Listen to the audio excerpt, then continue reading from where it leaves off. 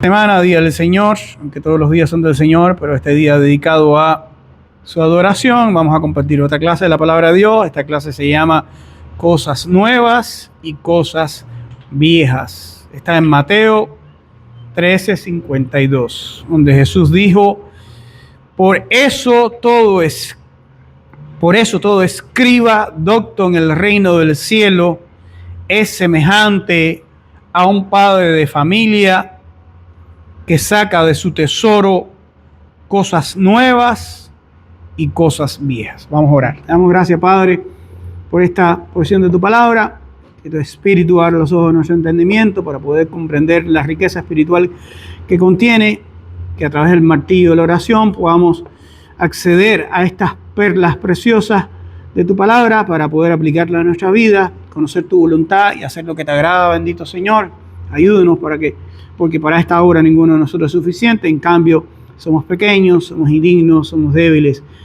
Pero el bendito Espíritu, el único verdadero Maestro, rogamos que hoy nos enseñe, abra los ojos nuestros para percibir, ver con el hombre interior y nuestro entendimiento para poder entender y el poder para hacer tu voluntad en nuestras vidas, en el precioso y glorioso nombre de Jesús. Amén.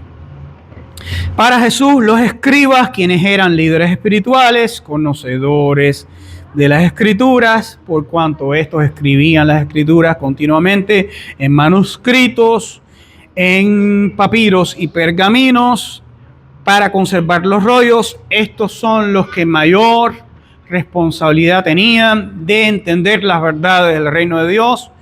Son a estos a los cuales Dios les iba a pedir más cuentas, por cuanto debían ser los doctos en el reino del cielo, aquellos que enseñaran al pueblo de Dios las verdades de su palabra, semejantes a un padre de familia, como sacerdotes, como cabeza de su familia, teniendo la responsabilidad de enseñar a sus esposas y a sus hijos las cosas que habían aprendido, y las que no habían aprendido eran como tesoros para ellos, cosas nuevas y cosas viejas. Y nosotros vamos a estudiar hoy las cosas nuevas y las cosas viejas, porque para nosotros también es de profunda enseñanza y una gran realidad, porque hay muchas cosas nuevas en la Escritura que nosotros tenemos que entender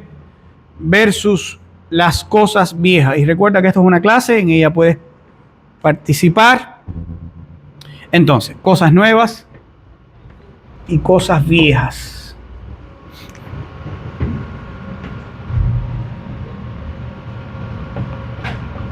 Este ya no sirve.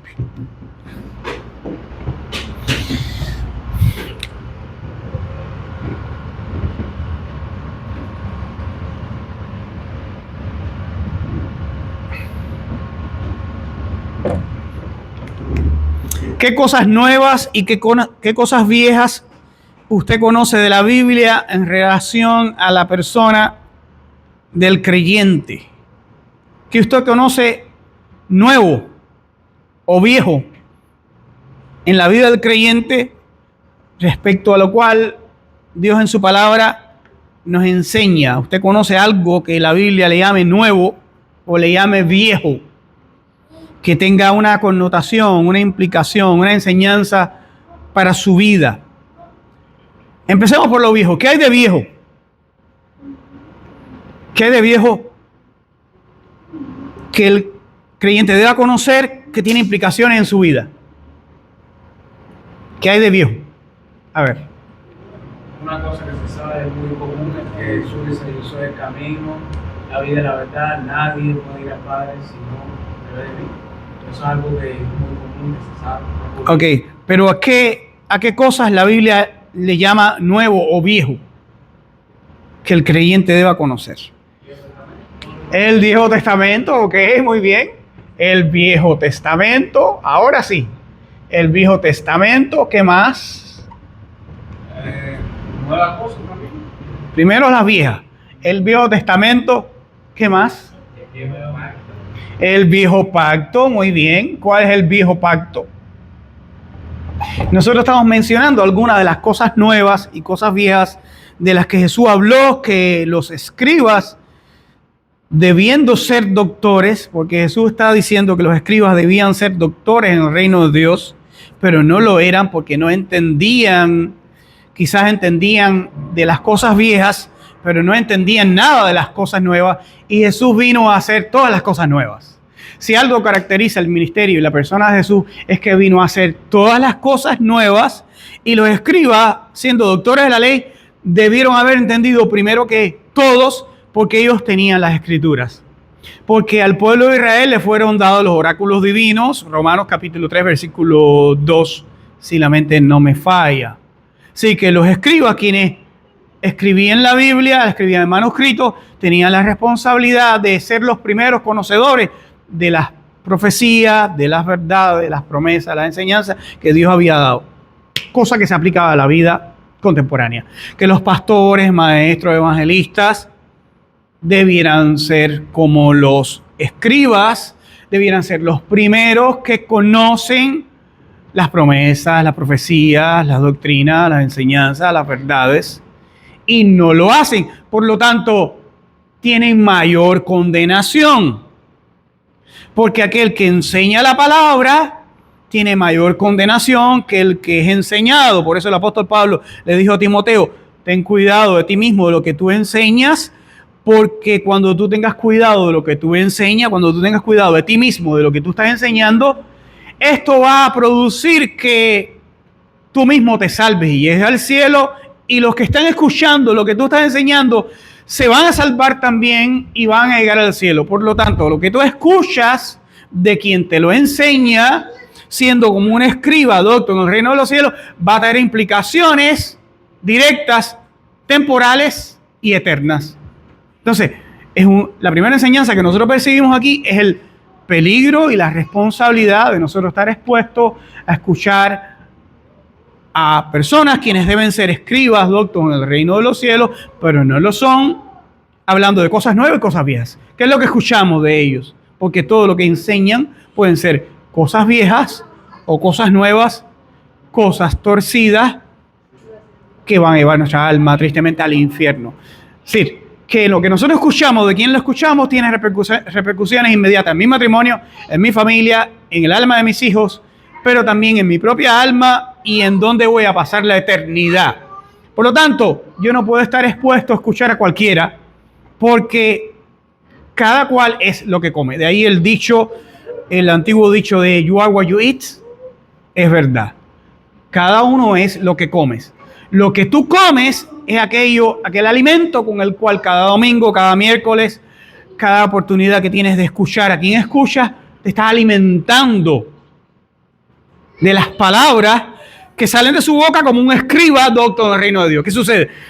En cierta manera, este lenguaje de Jesús es en forma de burla, porque los escribas, Jesús dice, todo escriba doctor en el reino de Dios, es decir, ellos se consideran a sí mismos doctores espirituales de las verdades reveladas por medio de su palabra.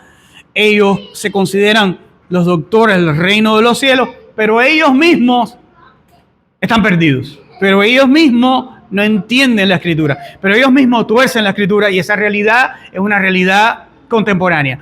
Tristemente, los pastores, maestros, evangelistas, misioneros, etcétera, etcétera, etcétera, comentaristas y también teólogos, quienes debieran ser doctores en el reino de los cielos, porque tienen el oráculo divino, tienen el Antiguo Testamento y también tienen el Nuevo Testamento, pero las personas que están expuestas a su doctorado pagan el precio más alto porque terminan en el infierno. Por eso también Jesús dijo a los escribas y a los fariseos, hipócritas, porque recorren cielo y tierra para ser un prosélito, pero cuando lo hacen es más digno del infierno que ustedes. Circunstancia que describe tristemente a miles de almas que hoy en día están bajo el doctorado de cientos de escribas y fariseos. En otras palabras, usted tiene que tener mucho cuidado a la iglesia donde va, usted tiene que tener mucho cuidado al predicador que escucha en YouTube, en donde lo escuche, porque yo no voy a permitir que mi alma y el alma de mi esposa, mis hijos, esté expuesta a un escriba, doctor en el reino, que él mismo tiene necesidad de salvarse a sí mismo, sanarse a sí mismo, como le dijeron a Jesús, médico, sánate a ti mismo, que era una realidad que describía su condición y su persona. Ahora, de las cosas viejas y nuevas que debieron haber aprendido de la palabra de Dios, nosotros tenemos que las cosas viejas, entre algunas cosas viejas tenemos el Viejo Testamento, en el cual todavía ellos permanecen.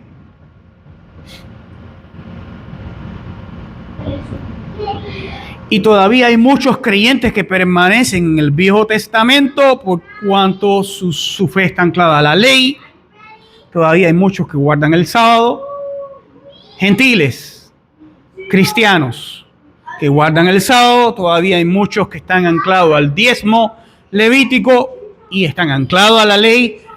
Todavía muchos permanecen en el Viejo Testamento, en el Viejo Pacto.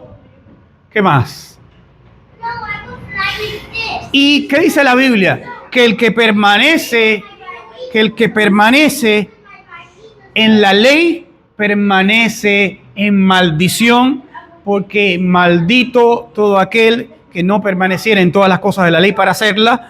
Y según Santiago, si estabas bajo la ley y violabas un mandamiento, te hacías transgresor de toda la ley. Por lo tanto, los que todavía permanecen en la ley de Moisés, porque guardan el sábado o porque están anclados a los diezmos levíticos o porque aplican de la ley de Moisés cualquier forma de religión, de adoración para sus vidas, permanecen en maldición, ¿verdad?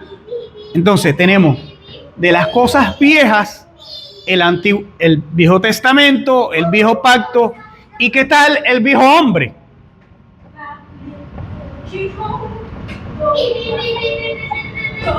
¿Ah?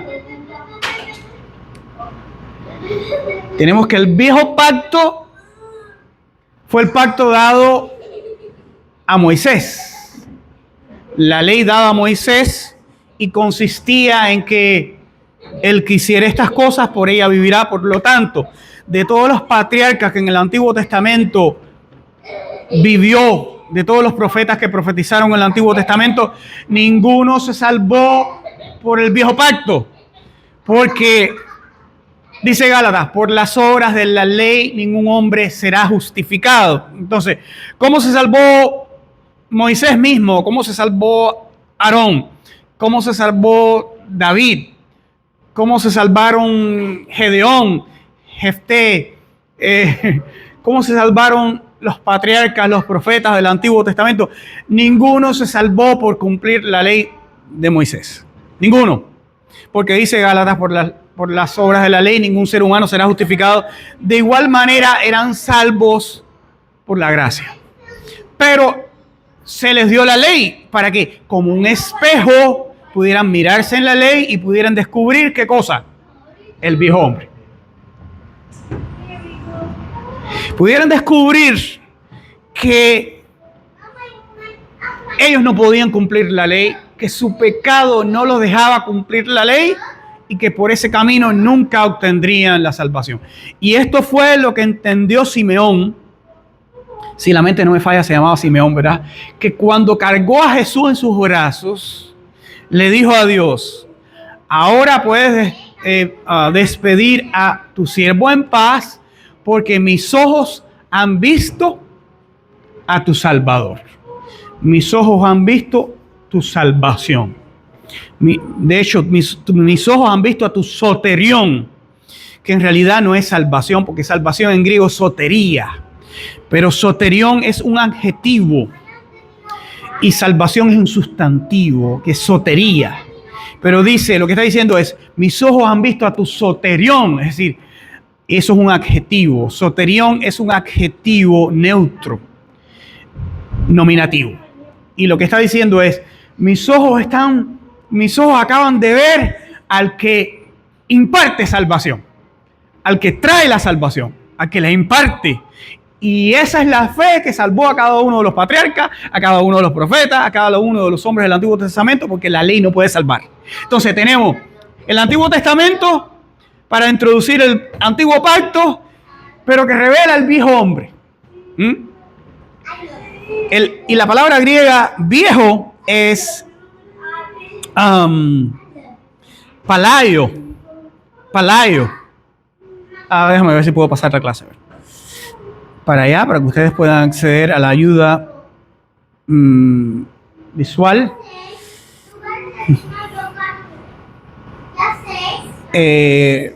Roku, iglesia, completos en Cristo, conectándose ahora, pero el término, a ver si se conecta, el término griego es antiguo.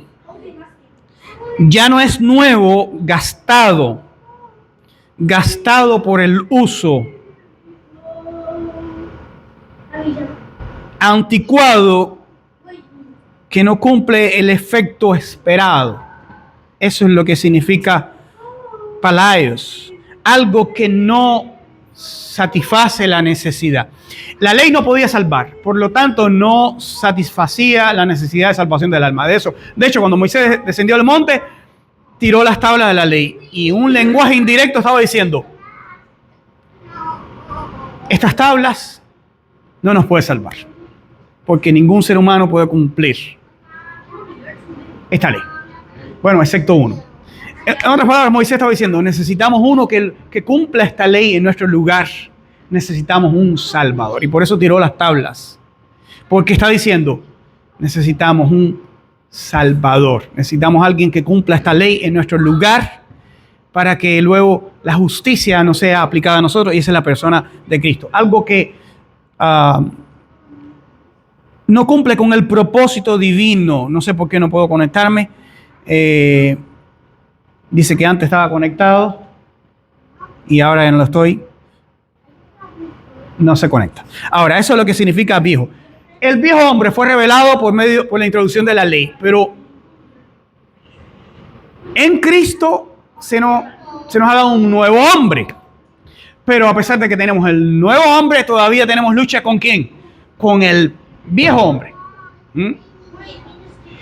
Y a pesar de que tú eres un hombre nuevo, lo vamos a ver cuando hablemos de cosas nuevas, a pesar de que eres un hombre nuevo, pero todavía, ¿qué es parte de ti? El viejo hombre. Por eso la Biblia dice: despójense del viejo hombre, que está viciado conforme a los deseos engañosos. Todo creyente renacido, todo creyente que ha sido hecho una nueva criatura en Cristo, un nuevo hombre creado según Dios, que ha sido trasladado de las tinieblas a la luz admirable, que Dios ha circuncidado su corazón, ha escrito sus leyes en su mente, en su corazón, ha experimentado el milagro más grandioso y glorioso. Porque Edrey me estaba preguntando previamente: papá, sobre ese versículo que leímos en el devocional, que Jesús dijo, Juan 14, versículo 2, los que creen en mí cosas mayores que estas harán. ¿Cómo es posible? Jesús resucitó muertos. ¿Acaso podemos nosotros resucitar un muerto? Y yo le dije, y me dijo, pero él también dijo, y mayores que estas obras harán. Y yo le dije, claro que sí, porque resucitar muertos del alma es mucho más glorioso que resucitar muertos físicos, que temporalmente están muertos. Pero la resurrección del alma es una obra mucho más gloriosa que cualquier otro milagro que pueda experimentar la persona por causa de la plenitud del Espíritu. Ahora, a eso es lo que Jesús se refiere.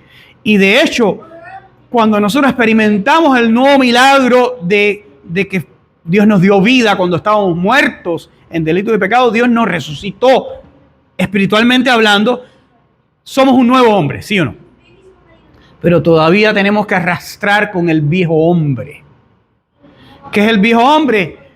El que se nutre de nuestra concupiscencia, porque cada uno es tentado cuando de su propia concupiscencia es atraído y seducido, dice Santiago. El viejo hombre se nutre del lo que queda en tu corazón, que es engañoso y perverso. Y cada uno de los creyentes ha experimentado el viejo hombre. Es el viejo hombre el que quiere los deseos de los ojos, los deseos de la carne y la vanagloria de la vida, y que batalla con el nuevo hombre. A ver, ¿quién no ha experimentado como creyente lucha con el viejo hombre? ¿Quién no lo ha experimentado? Porque si hay algún creyente que no experimenta lucha con el viejo hombre, es porque quizás no es un nuevo hombre. ¿Tú sabes quiénes no tienen lucha con el viejo hombre? Los que no han renacido. ¿Por qué? Porque ellos no tienen hombre viejo. Ellos solamente tienen el hombre natural. ¿Ve? El hombre natural es el hombre que no ha experimentado el milagro divino de resucitar de entre los muertos espiritualmente hablando. Gracias a mi esposa. Ahora, el hombre nuevo tiene una lucha constante con el hombre viejo. El hombre viejo quiere lo que normalmente querría si no fuera un hombre nuevo. ¿Entiende de lo que estoy hablando cuando digo nuevo y viejo? Entonces tenemos que el viejo hombre, que es consecuencia del viejo pacto, que es como un espejo, le muestra al hombre su pecado, que todavía habita en la carne, todavía está bajo la ley, es el que tiene constante lucha con lo nuevo.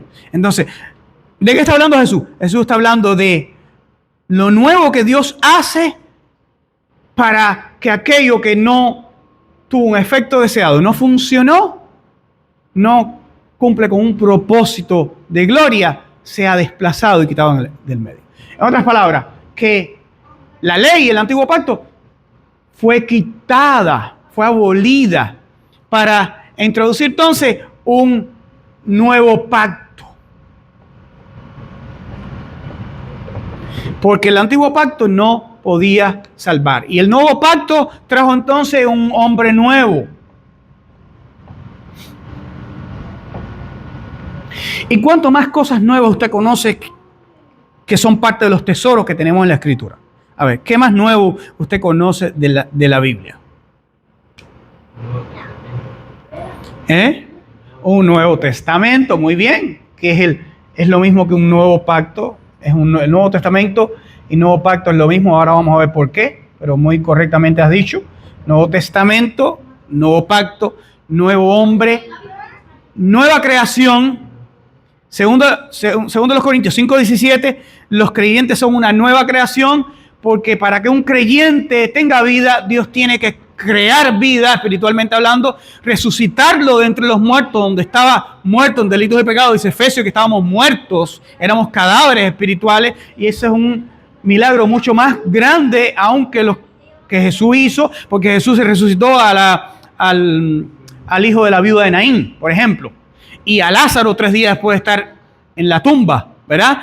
Pero que un alma sea resucitada entre los muertos es más glorioso aún, y esta es la obra que hace el Espíritu de Dios a través de los creyentes, a través de la predicación del Evangelio, porque se necesita el poder de Dios más grande y glorioso con el cual Dios creó el mundo para crear vida en un alma. Es decir, nadie puede ser salvado a no ser que sea una nueva creación. Entonces tenemos una nueva creación, ¿verdad? Una nueva creación. El creyente tiene que ser una nueva creación. Segundo los Corintios 5:17, ¿qué más? Una nueva creación,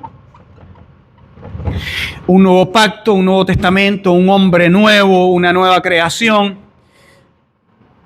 un nuevo mandamiento. Juan 13:34, Jesús les dijo a los discípulos, un nuevo mandamiento les doy. Es decir, aparte de los 10 mandamientos de la ley moral de Dios, Éxodo 20, que se amen los unos a los otros. Un nuevo mandamiento.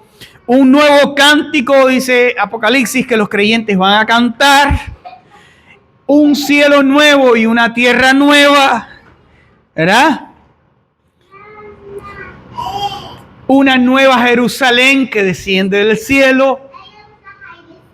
¿Es o no? Miren cuántas cosas nuevas tenemos. Las cosas nuevas que hablan de la plenitud de Dios. Voy a tener que ir borrando porque no me queda más pizarra. Entonces, ¿qué tenemos? Los viejos tesoros viejos a los cuales tenían acceso los escribas como doctores de la ley, pero nunca percibieron nada de lo nuevo porque no entendieron la persona y ministerio y obra de Jesús si no hubieran crucificado al autor de la vida. Porque ¿para qué vino Jesús? Jesús vino a hacernos partícipes de la plenitud de Dios. Y es que la palabra nuevo en griego, ahora vamos a entrar en la terminología, la palabra nuevo en griego es kainos. Hay algo más nuevo que no vimos. A ver, se aprendieron todo lo nuevo.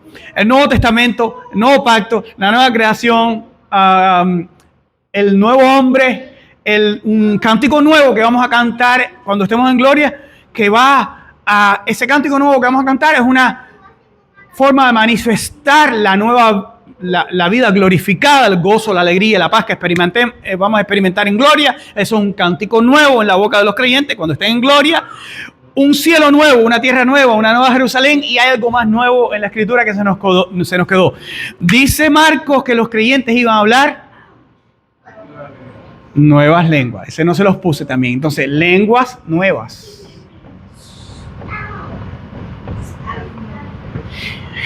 Que también son para acceder a la plenitud de Dios. Entonces, ¿de qué nos está hablando todo lo nuevo que Jesús ha hecho? La palabra nuevo es el término kainos. Ahora, lo interesante de esto, vamos a hablar de terminología bíblica. Escuchen, muy importante.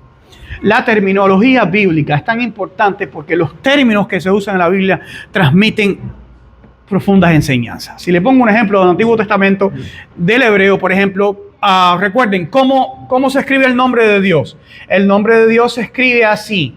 Y, H, V, Y, H, el hebreo se escribe de derecha a izquierda. Ustedes saben. Y, H, V, H. ¿Y qué es lo que realmente significa el nombre de Dios? El nombre que no se menciona, el nombre que no se conoce su pronunciación desde que fueron llevados cautivos a Babilonia. Por lo tanto, los judíos nunca lo pronunciaron, que los testigos de Jehová mal lo pronuncian porque no lo conocen, y que los judíos decían Adonai o Adoni. ¿Qué significa el nombre de Dios? ¿Por qué es tan importante la terminología bíblica? Ahora vamos a hablar de terminología, del término nuevo, el término kainos. ¿Qué significa el nombre de Dios? Rápidamente, ustedes saben qué significa. ¿Qué significa? Contempla las manos, contempla los clavos. ¿De quién está hablando? De Jesús. Ahora, si tú no entiendes el término pictográficamente hablando, el primer hebreo que existió era como los jeroglíficos, era pictográfico. Si tú no entiendes el término y la pictografía, tú no entiendes el verdadero significado del nombre. Ahora te estoy poniendo un ejemplo. Te pongo otro ejemplo. Contempla la mano, contempla los clavos. El nombre de Dios, Tetragrammaton, está hablando del carácter y el nombre de Jesús, de la persona, obra y ministerio de Jesús. Te pongo otro ejemplo. La palabra paz, ya la conoce. La palabra paz es shalom. Y el pictograma es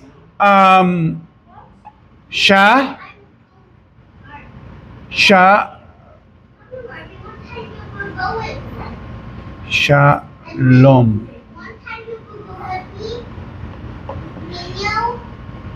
Ya. Esta es SH, la L, porque el hebreo no tenía vocales. La O es una V, pero se escribe O. Y la M, perdón, iba a ser la M como el pictograma. Y la M, de hecho, la M se parece al pictograma. Paz, shalom, ¿verdad? Ahora, en realidad, ¿qué cosa es paz? Es destruir.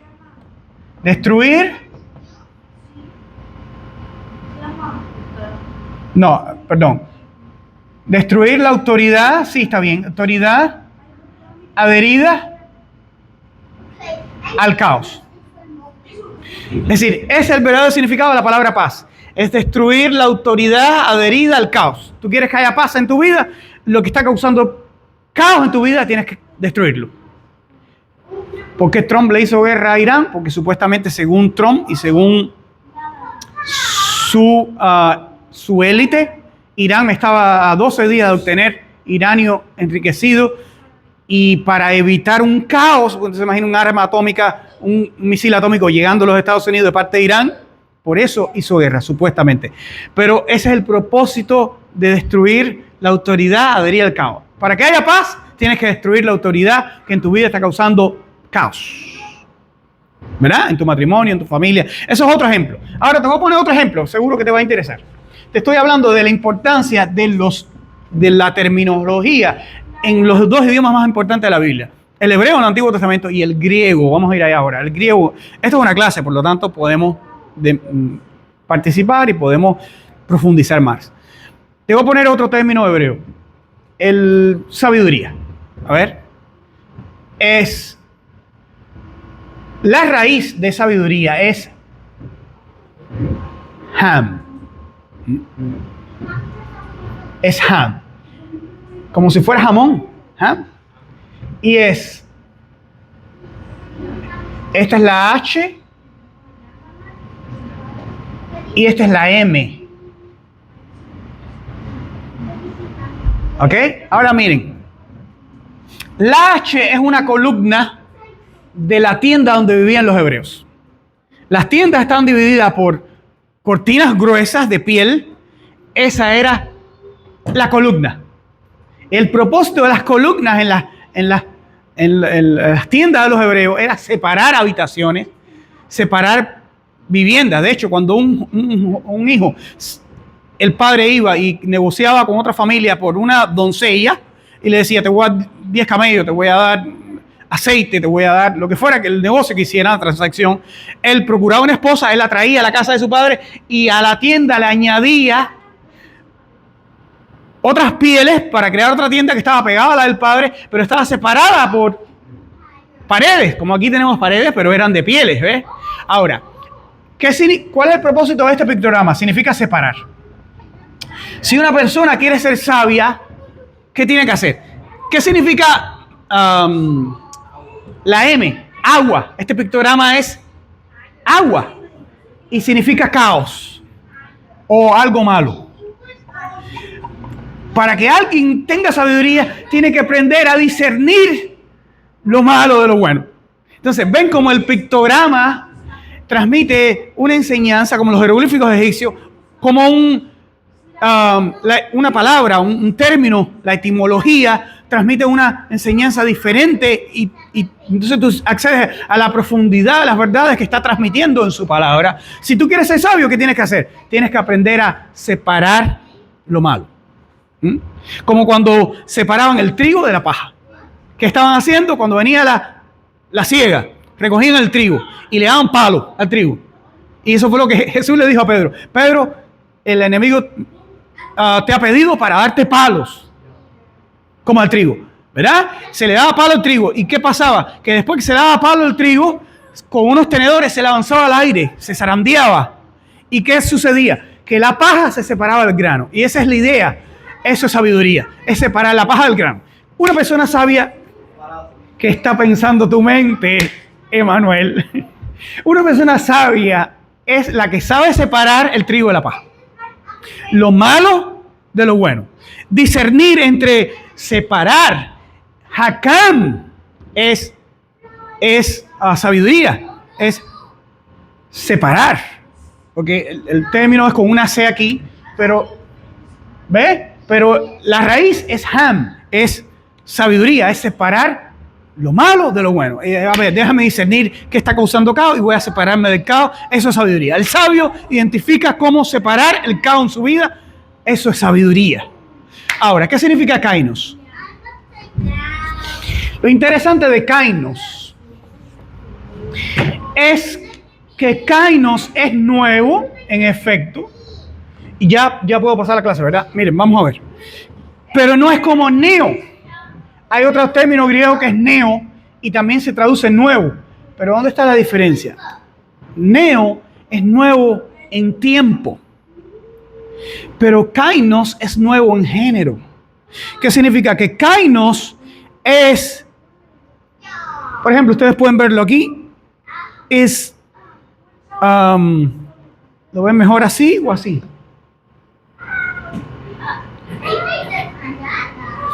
Es algo nuevo que no se conocía antes. It refers to something that is qualitatively different from what came before. Cualitativamente mejor, diferente de lo que vino antes. Es algo que no se conocía. No se conocía. Unprecedented. no existía antes. Es decir, que si pensamos en el Nuevo Testamento, ellos no tenían idea de que iba a haber un Nuevo Testamento. Los judíos, ni por la mente le pasaba. Porque Nuevo Testamento es algo sin precedentes, algo no nuevo en tiempo, sino en género, en calidad, que cumple con el propósito que lo previo no satisfizo. Como lo previo no cumplió con lo que se esperaba, lo nuevo es lo que trae cumplimiento. Ya te dejo participar. Por lo tanto, Kainos habla de novedad y plenitud. Dos cosas describe el término Kainos, es novedad y plenitud. A ver, ¿tú querías hacer una pregunta? Entonces, como pues ellos no creían que en el Nuevo Testamento, siguen que ellos no aceptan el Nuevo Testamento. No, los judíos no aceptan el Nuevo Testamento. Para ellos todavía está Palayo, lo viejo. Entonces tenemos el Nuevo Testamento, el nuevo hombre. Ellos no tienen idea de lo que es ser un nuevo hombre. De hecho, el cristianismo moderno tampoco entiende que el nuevo hombre es una nueva creación, es un milagro divino, y hay cientos, miles de cristianos que no entienden que les es necesario nacer de nuevo. Cuando Nicodemo vino a Jesús y le habló del nuevo hombre, le habló de nacer de nuevo, Nicodemo no entendía. En lo absoluto podía entender,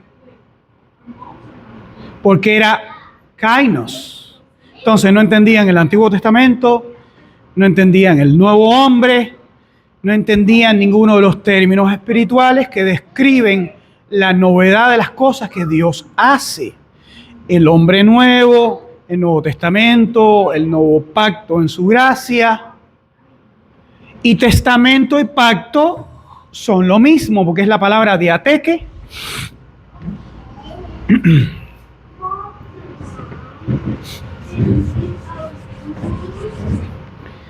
La palabra diateque es el mismo término griego y se traduce testamento y pacto. Es decir, que cuando la Biblia usa la palabra diateque en diferentes partes de la Biblia, los traductores tienen el desafío de saber cómo la traduzco en este contexto. Hay varias palabras en varios términos en la Biblia que tiene dos traducciones. Peirasmos se traduce prueba y tentación. Ángel y mensajero es lo mismo. Por eso ustedes pueden ver que es ángelos. Por eso ustedes pueden ver en Apocalipsis que dice, escribe al ángel de la iglesia. Lo que está diciendo en realidad es, escribe al mensajero de la iglesia en. Si tomamos el ejemplo de Juan, dice, y Juan envió mensajeros, es la misma palabra, ángelos. Por lo tanto, el contexto define cuándo traducir de una manera y cuándo traducir de otra, y ahí está el gran desafío.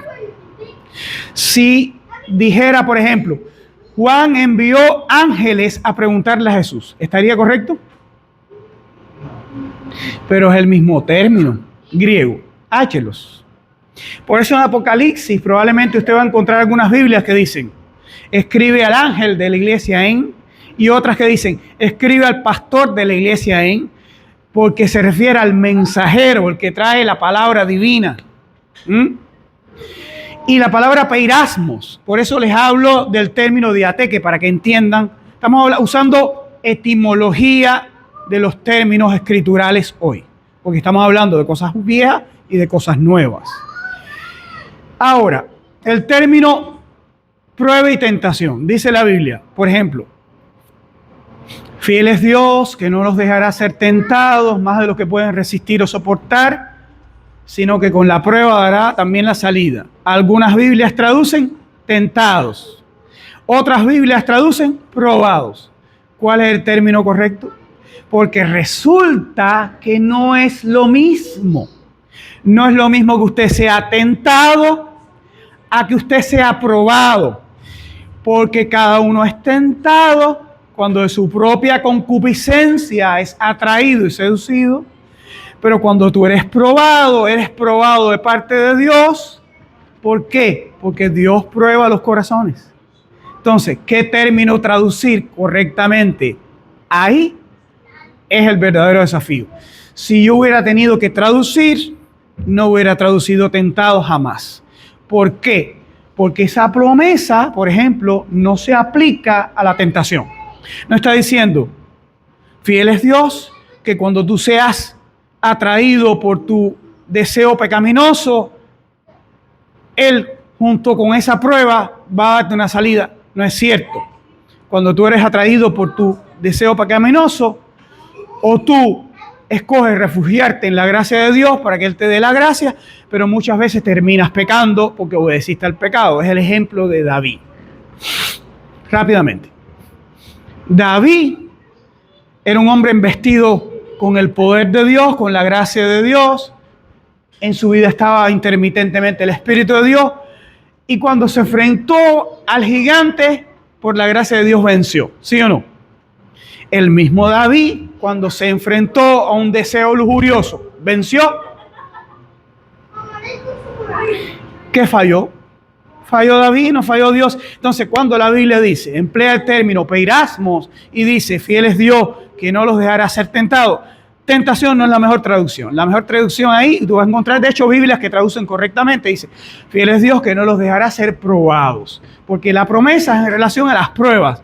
Pero la tentación tiene la disyuntiva de o tú obedeces al pecado o tú te refugias en la gracia, pero no es una promesa de que no, nunca vas a caer en el pecado. No es cierto.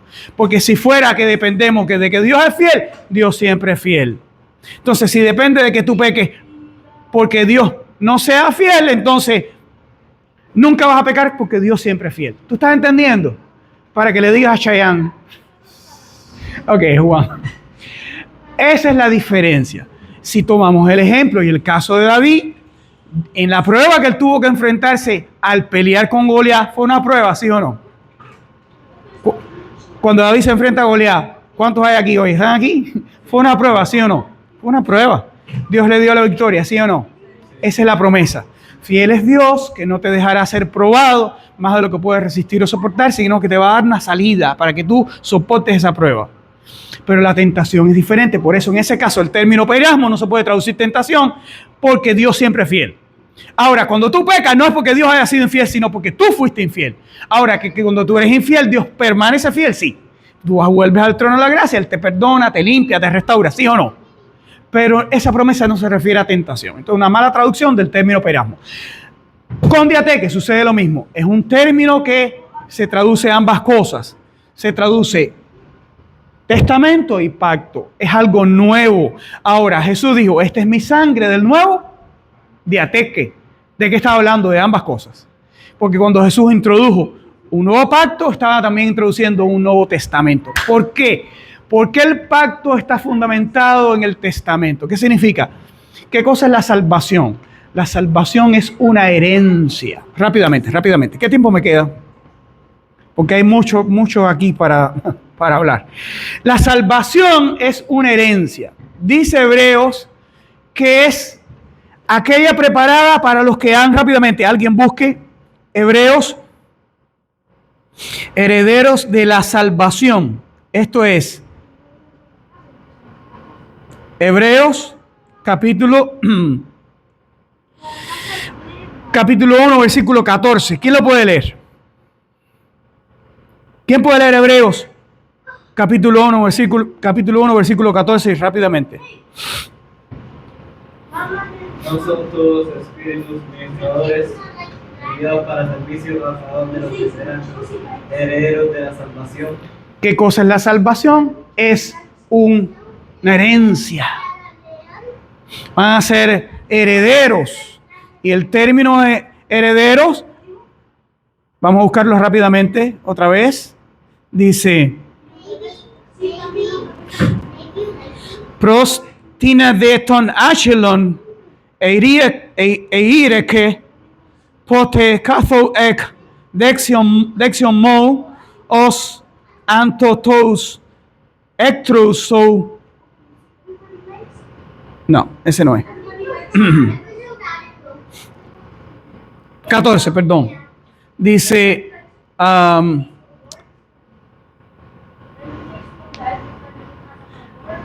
hoci pantes eise leutorgica neomata eis diaconian apestelomena diatos melontas cleronomein soterian. ¿Ven? Herederos, recibir una herencia. La salvación es una herencia. Y para tú acceder, ahí se ve, eso es cleronomein, heredar, inherit en inglés.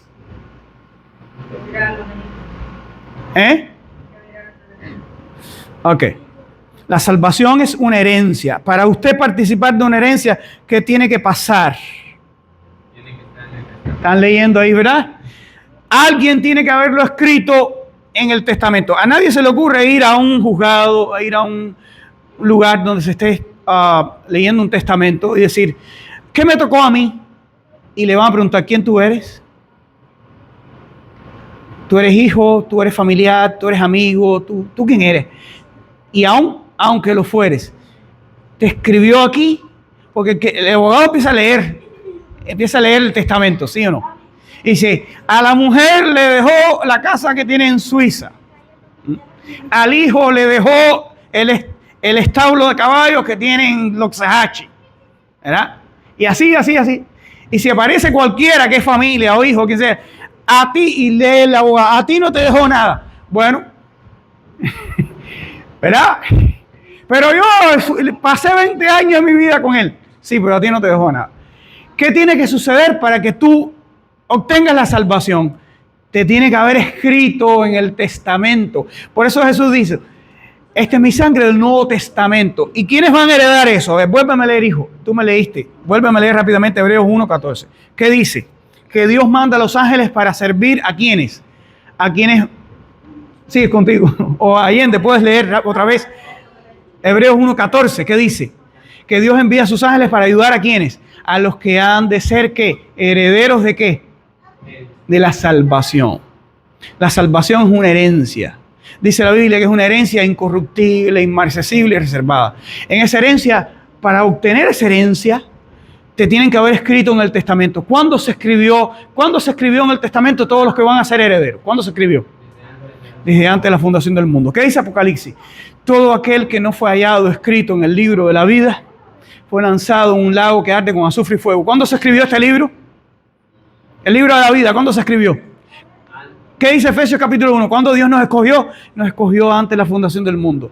Pero tú dices, pero se manda a predicar el evangelio y a que las personas crean. Claro, porque lo que evidencia que tú estás escrito en el testamento, en el libro de la vida que se escribió desde antes de la fundación del mundo, porque Él nos escogió en Cristo antes de la fundación del mundo, ¿qué es lo que le evidencia? El hecho de que tú creas, porque el que en Él cree no es condenado. Sí, pero que creas correctamente. No que creas lo que te conviene, sino que creas lo que su palabra revela. Porque hay tantos que creen hoy en día que no van a terminar en el cielo. Porque hasta los demonios creen. Hasta los demonios creen y tiemblan. Sí, pero tienes que creer a su palabra y lo que su palabra revela y lo que su palabra enseña. Esas son las cosas nuevas que Dios hace para participar de la plenitud de Dios. Porque el término kainos es algo que no se conocía previamente y que viene a traer la plenitud divina. Entonces el término kainos incluye dos cosas. Incluye novedad y plenitud.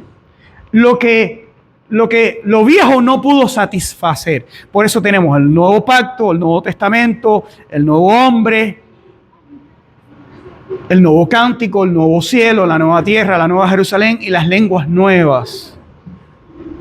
Porque hasta las lenguas son nuevas.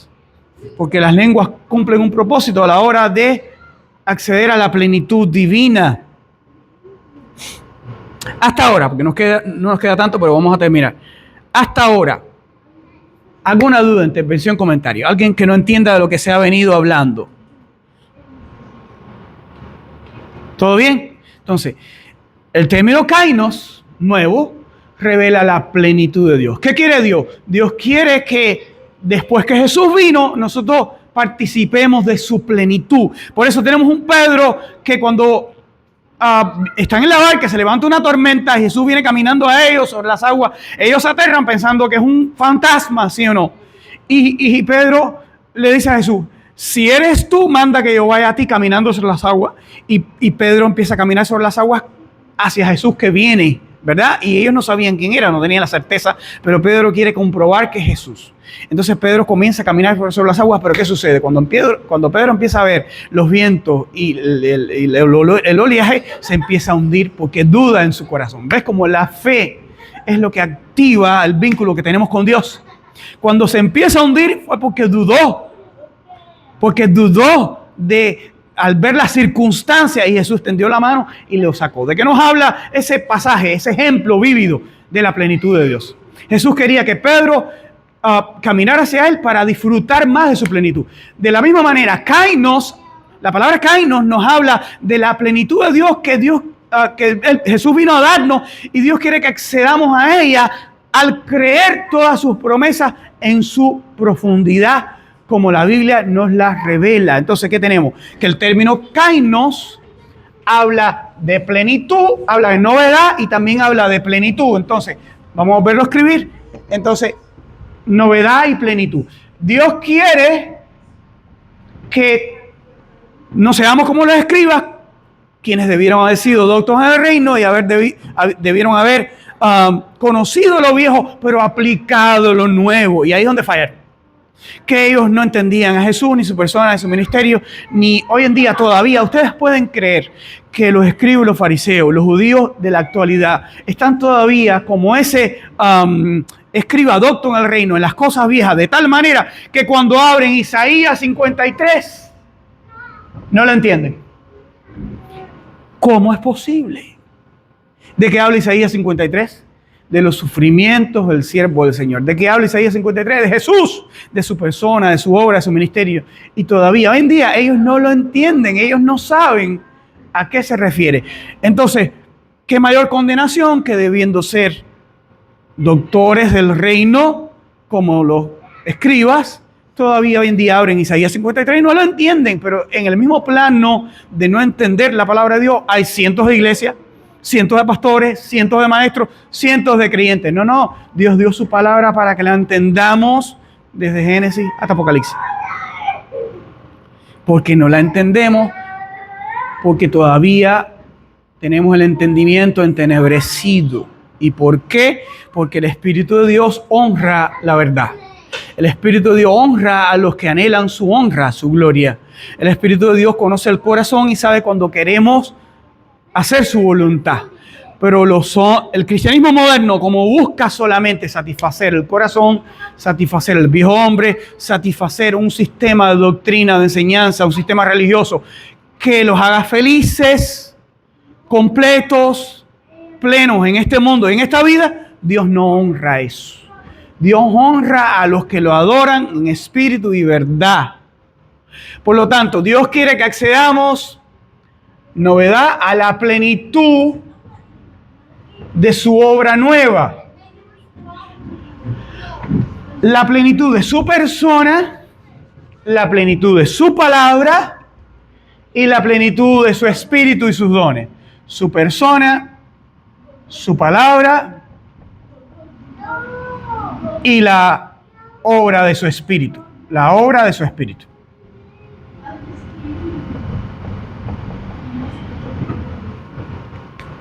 Y cuando nosotros entendemos la plenitud de la persona de Jesús, entendemos textos como Juan 14, 12, donde Jesús dice, el que cree en mí, el que ejerce la fe en mí, el que continúa ejerciendo la fe en mí, porque es un tiempo, el tiempo de ese adjetivo es continuo. Está diciendo, el que continúa ejerciendo la fe en mí, las obras que yo hago las hará también, y aún mayores que estas hará, refiriéndose a la salvación de las almas. Pero la plenitud de la persona de Jesús, entender y saber que Jesús es el mismo ayer, hoy y siempre. Lo que Jesús hizo antaño, Jesús puede seguir haciéndolo hoy, si a Él le place. Pero ¿qué sucede? La fe es un factor preponderante. Porque ¿qué dijo Jesús? El que cree en mí, el que sigue ejerciendo la fe en mí, creer que le hay, es galardonador de los que lo buscan. Jesús puede hacer hoy en nosotros y por medio de nosotros cualquier cosa que Él quiera hacer, pero tenemos que ejercer la fe. Entonces, la plenitud de la persona de Dios, quien antaño hizo obras gloriosas, pero que hoy puede hacer por medio de nosotros, si a Él le place, pero nosotros tenemos que creerle, creer que le hay, porque está a la derecha del Padre intercediendo por nosotros. Por lo tanto, disfrutamos aún mucho más de su plenitud. Por eso Jesús dijo, y obras mayores que esta harán. ¿Por qué? Porque ahora no solo que yo he estado con ellos 3 años de ministerio, ahora yo voy a estar a la derecha del Padre intercediendo por ellos. Entonces, esto nos habla de la plenitud de su persona. Y en este aspecto Dios quiere que el cristianismo sea transformado. El cristianismo que vivimos, contemporáneo, moderno, sea transformado en un cristianismo que accede a la plenitud de la persona de Jesús. Creer que le hay y creer que es galardonador de los que le buscan, creer que Él puede hacer entre nosotros cualquier cosa que Él quiera hacer. Nosotros no podemos limitar a Dios. Nosotros no podemos limitar su obra, su persona, su presencia, su espíritu, sus dones. La plenitud de su palabra. Cuando nosotros ignoramos ciertos textos de la Escritura, ciertas verdades de su palabra, estamos muy dispuestos a creer unos textos, pero otros no estamos dispuestos a creerlos, no podemos disfrutar de la plenitud de su palabra. Tenemos, por ejemplo, Marcos, capítulo 16, si la mente no me falla. Estas señales seguirán a los que creen. Vamos a buscarlo rápidamente. Es Marcos 16. Otro texto que habla de la plenitud de Dios.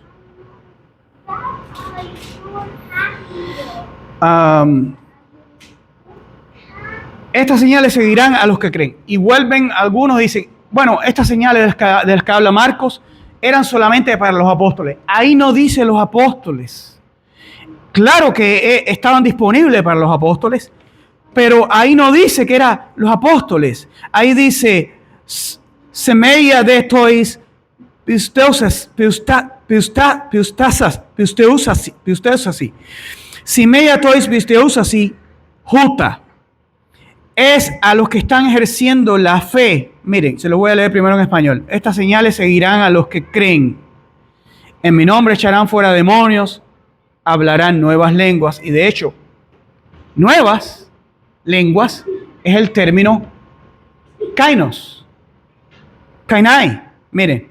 Semeia de tois pisteusasi, juta.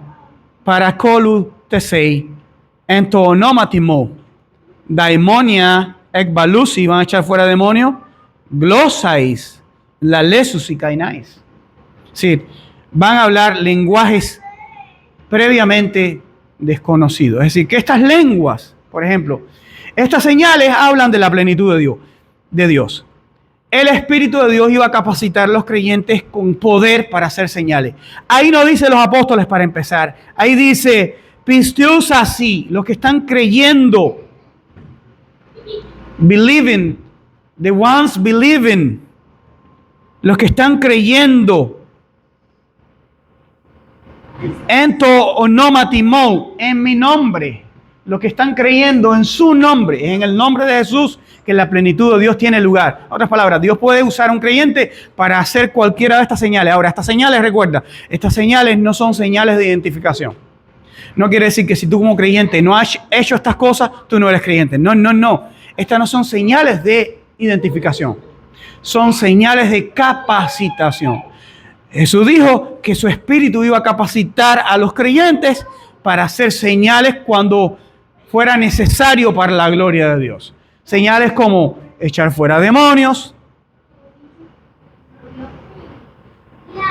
hablar nuevas lenguas. Si tuvieran que tomar una serpiente en la mano, como fue el caso de Pablo, la serpiente no les iba a hacer nada. Si bebieran cosas mortíferas por accidente, no les haría daño, y sobre los enfermos pondrían las manos y sanarían. No es que cada creyente tiene que tener estas señales para ser creyente, no son señales de identificación, no te identifican a ti como creyente, te capacitan a ti como creyente en un momento dado. ¿De qué habla esto? De la plenitud de Dios. Y de hecho, el término, cuando se refiere a las lenguas, el término kainos, otra vez, ¿qué cosa es? Lenguas previamente no conocidas. En otras palabras, una vez, creo que un par de ocasiones hemos hablado de las lenguas. ¿Estas lenguas cuáles son? Estas no son las lenguas de Pentecostés. Las lenguas de Pentecostés eran dialectos, eran lenguajes humanos. ¿Por qué? Dice, cada uno, partos, medos, elamitas, del Pontio, de Capadocia, Frigia, Bitinia, Panfilia, etcétera, etcétera, habían confluido en Jerusalén. Y dice que cuando el Espíritu Santo vino sobre ellos, cada uno les oía hablar en la lengua en la que habían nacido. Pero cuando dice aquí lenguas nuevas, el término es kainos. ¿Y de qué estamos hablando? De las cosas nuevas, es kainos. ¿Y qué significa kainos? Algo previamente desconocido. Si usted busca otras versiones de la Biblia, van a decir nuevos idiomas. Si usted lee, por ejemplo, la VBL, dice, hablarán nuevos idiomas. Sí, idiomas no conocidos en el mundo. ¿Qué lenguas son estas? No son las de Pentecostés. ¿Cuáles son? Son las de Corinto. Son las lenguas que hablaban los corintios, que el resto de las iglesias no hablaban. Son un lenguaje nuevo, una forma de comunicación del Espíritu con el Padre para edificación personal y para edificación mutua cuando son traducidas. ¿Ok? Solo para que lo sepan, porque los conocedores de la Biblia no saben ni papa lo que hablan sobre las lenguas. Las lenguas de Marcos no son las lenguas del libro de los Hechos. Las lenguas del libro de los Hechos son dialectos. Eran lenguajes humanos. Cada uno lo oía hablar en su lengua en la que había nacido. Las lenguas de Marcos son las lenguas de Corinto, porque Dios capacitó a los creyentes de Corinto porque tenía un ministerio específico con los judíos. Los judíos lo oían hablar en lenguas y entendían que eso estaba conectado a la ley. En otras lenguas la hablé a este pueblo, al pueblo de Israel. Entendían que Dios estaba con los gentiles en Corinto, porque Dios tenía como 1 millón de judíos allí. Entonces, las lenguas tienen un propósito diferente de capacitación, pero todo esto habla de la plenitud de Dios. La plenitud de su persona, la plenitud de su palabra. Porque hay creyentes que están dispuestos a creer algunos versículos de la Biblia, pero otros los ignoran completamente porque no tienen acceso a la plenitud de su palabra. La plenitud de su espíritu y de sus dones. Y ya si terminamos con esto, me perdonan que estoy un poquito pasado, pero vamos a terminar. Cuando el Espíritu Santo viene en Pentecostés, rápidamente para terminar, vamos a buscarlo. Hoy hemos hablado de cosas viejas y cosas nuevas. Y lo último, lo más novedoso y lo que trae la mayor plenitud es el Espíritu Santo. Porque Jesús, entiende lo siguiente, los apóstoles y los discípulos, antes de que viniera el Espíritu, no estaban completos. Primero, no tenían poder. No tenían poder para ir y dar su vida por Jesús, para ser mártires. Y Jesús les dijo, no se vayan de Jerusalén, esperen la promesa del Padre. Porque cuando venga el Espíritu Santo, recibirán poder. Poder para ser testigos. El Espíritu de Dios es el que más nos hace participar a los creyentes de las cosas nuevas que Él ha hecho para disfrutar de su plenitud. Ahora, ¿cómo sucedió eso? Rápidamente, busquemos el libro de Hechos. Sucede que la profecía de Joel 3 del libro de Hechos, vamos a buscarlo rápidamente. Hechos capítulo 3. Cuando recibieron el Espíritu Santo, Pedro entonces no entendían lo que estaba pasando. Los judíos no entendían lo que estaba pasando. ¿Y por qué no entendían? Porque esto era, ¿qué? Era kainos. Eran las cosas nuevas que el Padre hacía por su iglesia. Y lo más nuevo, más glorioso es que, entiende lo siguiente, el Espíritu Santo en el Antiguo Testamento, de acuerdo a la antigua ley, antiguo pacto, a las cosas viejas, el Espíritu Santo estaba sobre los hombres de forma intermitente, sobre los reyes, sacerdotes y profetas. Por eso David, ¿qué dijo David? No quites de mí tu Santo Espíritu, porque el Espíritu estaba sobre ellos de forma intermitente. ¿Qué sucede? Cuando Jesús vino, Jesús le dice a los discípulos que el Espíritu está con ellos, pero estará en ellos, y las dos preposiciones son diferentes. En ellos habla de la plenitud de Dios, que ahora el Espíritu de Dios está en nosotros, en cada uno de los creyentes, ¿verdad? Tenemos acceso a Él. Tantos creyentes que ignoran que puedan tener acceso a la plenitud de Dios a través del Espíritu de Dios, porque está en nosotros. Ahora, no es lo mismo estar con ustedes que en ustedes. En Pentecostés, Cuando Jesús le dice a los apóstoles, no se vayan de Jerusalén, esperen la promesa del Padre, todavía no habían sido embestidos, llenos del Espíritu Santo y de poder. Pero cuando viene, Pedro se tiene que levantar y explicar qué es lo que está pasando, porque nadie entendía nada, porque todo era, ¿cómo? Todo era kainos, todo era nuevo. Entonces Pedro les explicó que lo que está pasando es la profecía de Joel. Ahora, escuchemos la profecía de Joel. Dice Pedro, escuchen. Pedro se puso en pie con los otros apóstoles, los 11, y les explicó y les dijo, hermanos judíos, y todos los que están aquí, viven aquí en Jerusalén, présteme atención, les voy a explicar lo que está pasando. Estos hombres no están borrachos, porque pensaban que estaban borrachos. ¿Por qué? Porque cuando el Espíritu te llena y el Espíritu te lleva a comportarte de la manera como te comporta, parece que como si estuvieras borracho. Noten que son las 9 de la mañana. Estas personas no se han emborrachado a las 9 de la mañana. Esto es lo que está pasando. Que el profeta Joel profetizó que en los últimos días derramaría de su espíritu. En los últimos días, dice Dios, derramaré de mi espíritu sobre toda carne. Sus hijos y sus hijas profetizarán. Los jóvenes verán visiones. Los ancianos soñarán sueños. Sobre todos mis siervos y mis siervas derramaré de mi espíritu en aquellos días y profetizarán. Y daré prodigios arriba en el cielo, señales abajo en la tierra, sangre y vapor, fuego, vapor de humo. El sol se tornará en tiniebla y la luna se tornará en sangre antes que venga el día del Señor grande y glorioso. Y a que tú lees esa profecía y no entiendes nada.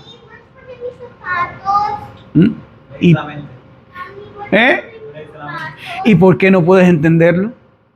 Porque esa profecía de Joel es una profecía que comienza en Pentecostés. ¿Y cuándo termina? Esa profecía se cumplió en Pentecostés. Pentecostés no se va a volver a repetir. Pero es una profecía que habla de la plenitud de Dios a través de lo nuevo que ha hecho su espíritu accesible para todos los creyentes con sus dones.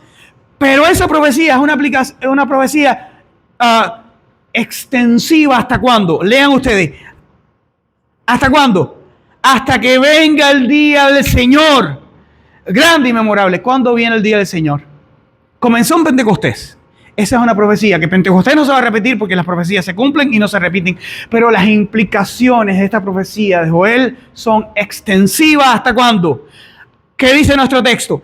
Hasta que venga, justo antes que venga el día del Señor. ¿Cuándo viene el día del Señor? Cuando el anticristo esté entre nosotros. Específicamente en Apocalipsis, ¿en qué capítulo viene el Señor? Apocalipsis capítulo 19. Por lo tanto, esta profecía, las extensiones de esta profecía, donde nosotros tenemos acceso a la plenitud del Espíritu y a la plenitud de los dones del Espíritu, es hasta que Jesús regrese por su pueblo, capítulo 19 de Apocalipsis. ¿Te das cuenta? Y el cristianismo moderno no lo entiende, ni lo sabe, ni lo conoce, que el Espíritu, con todos sus dones, está disponible para el creyente, con todo lo que el Espíritu quiere hacer entre nosotros. Ahora, si nosotros leemos, por ejemplo, ya sí vamos a terminar con esto. El apóstol Pablo hablando de la plenitud de Dios, ¿hasta cuándo va a durar? Rápidamente, vamos a buscar primero los Corintios.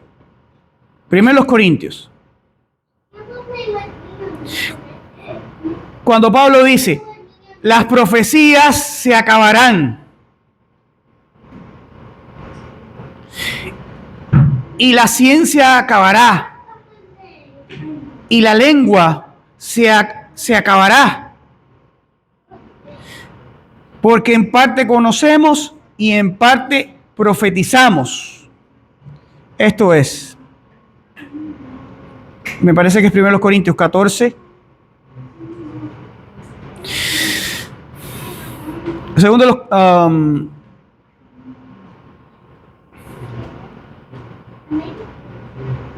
vamos a leer al final de 1 Corintios 14.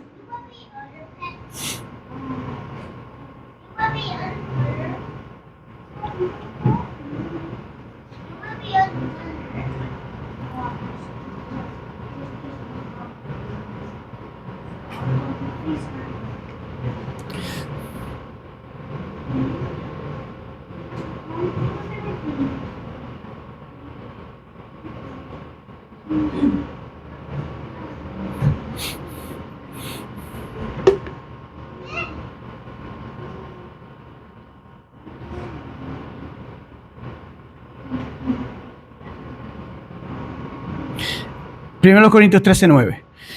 Busquemos ahí. Dice el apóstol Pablo.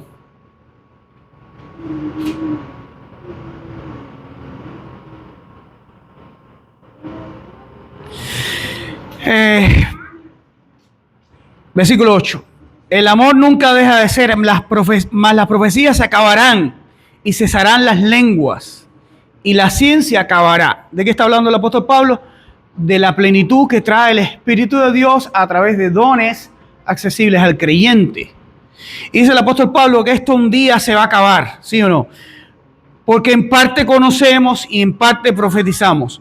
Según el apóstol Pablo, ¿cuándo se van a acabar las profecías, las lenguas, el conocimiento, los dones del Espíritu de Dios que traen la plenitud de Dios? ¿Cuándo se va a acabar? Cuando venga lo perfecto. Porque cuando venga lo perfecto, entonces lo que es en parte se acabará. Ahora, yo quiero que ustedes sepan que lo que algunos entienden que es lo perfecto es el canon de la Biblia. Algunos dicen, bueno, se terminó el canon de la Biblia, ya tenemos lo perfecto.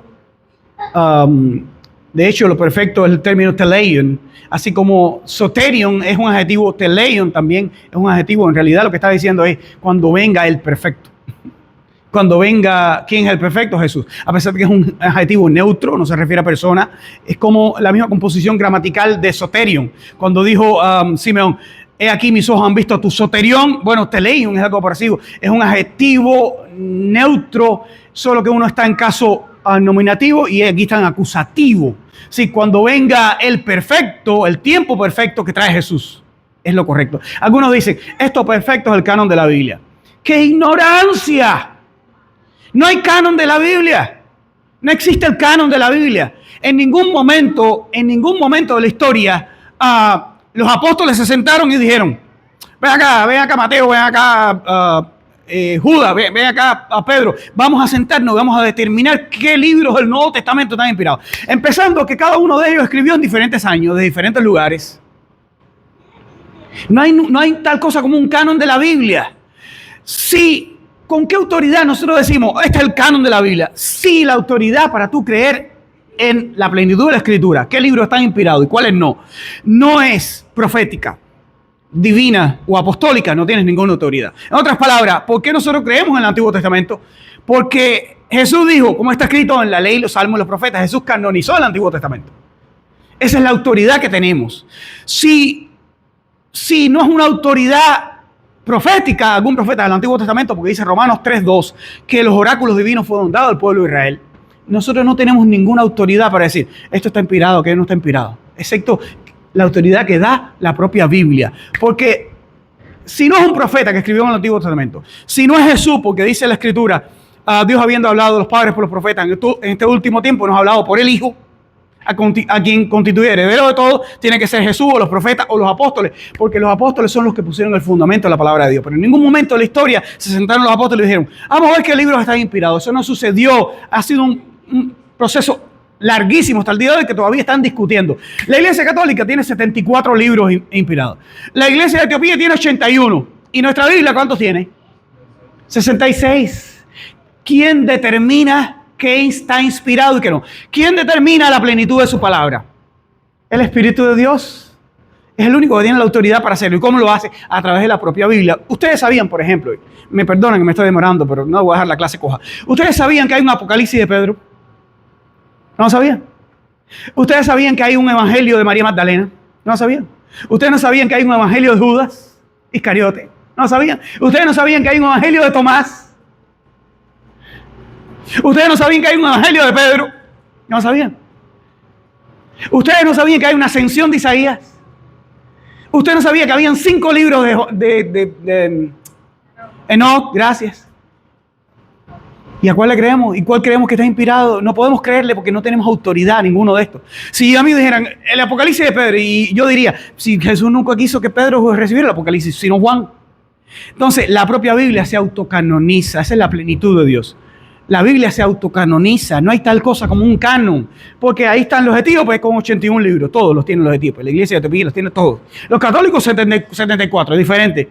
Y nosotros con lo que en realidad son. Excepto quizás el primer libro de Enoch, porque lo citó Judas, pero no todos, porque todos no compaginan con la Biblia. Hay 5, y cada uno de los 5 libros fueron escritos en épocas diferentes por diferentes autores. Por lo tanto, no podemos aceptar los 5 libros de Enoc, solamente aquello que dijo Judas que pertenecía al libro de Enoc. Quizás, el primer libro, quizás.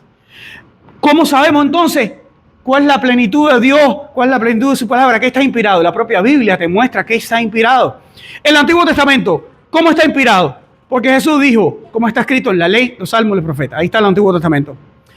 Todas las cartas de Pablo, ¿cómo sabemos que están inspiradas? Porque Pedro dijo, como lo ha escrito nuestro amado hermano Pablo, cosas difíciles. Todo lo que Pablo escribió, ¿quién lo canonizó? Pedro. ¿Cómo sabemos que el Evangelio de Marcos está inspirado? Porque Pedro dijo, mi hijo Marcos. ¿Cómo sabemos que el Evangelio de Lucas está inspirado? Porque Pablo dijo, Lucas, el médico amado. Y así cada libro, hasta Hebreo, porque cuando el que escribió Hebreo dijo, está en libertad nuestro hermano Timoteo, estaba reconociendo que él era colaborador, o que Timoteo era colaborador con él, o él con Timoteo, por lo tanto, está ahí pegado a los apóstoles. Todos los libros de la Biblia tienen una autoridad canónica. Ese es el verdadero canon. La Biblia se autocanoniza. Pero ¿con qué autoridad yo puedo aceptar un evangelio de Judas? Ustedes sabían que en el evangelio de Judas dice que él no era el malo, sino que es que Jesús y él tenían un acuerdo desconocido que nadie conocía y que él lo iba a entregar para poder cumplir con las profecías. ¿Ustedes no sabían eso? Ustedes no sabían que en el evangelio de María Magdalena dice que ella tenía una relación especial con Jesús. Imagínense, especial con Jesús, donde Jesús le contaba a ella, le decía cosas que ninguno de los otros discípulos conocía.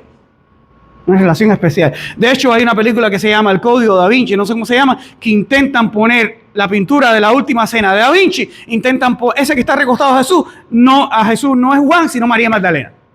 No sabían nada de eso, ¿verdad? Entonces, en cada uno de estos evangelios hay cosas, proyecciones, enseñanzas que no tienen que ver, no encajan con la palabra de Dios. Entonces, nosotros los creyentes tenemos que ser muy cuidadosos a la hora de nosotros disfrutar de esa plenitud, de las cosas nuevas, porque su espíritu nos tiene que corroborar a nosotros cuál es la verdad.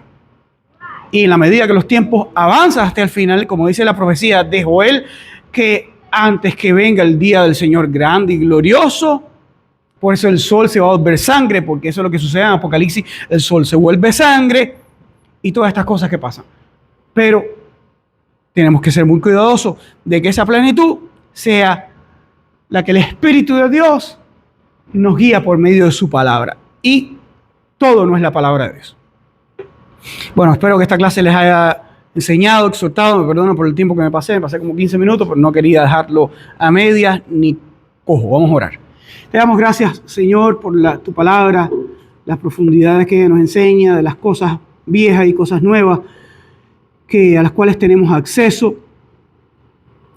Pues tu palabra, Señor, nos confirma y ratifica cuál es el oráculo divino, cuáles son las verdades a las que tú quieres que nosotros nos adhiramos y amemos, enseñemos y procuremos, vivamos para tu gloria, Señor. De tu Espíritu, danos esa plenitud para acceder a ella, donde nosotros podamos traer mucha gloria a tu nombre, extender tu reino en este mundo y en nuestras vidas y vivir en esa plenitud, Señor. Perdona todos nuestros pecados, danos este día el gozo de tu salvación, la paz de tu Espíritu, en el nombre precioso y glorioso de Jesús. Amén.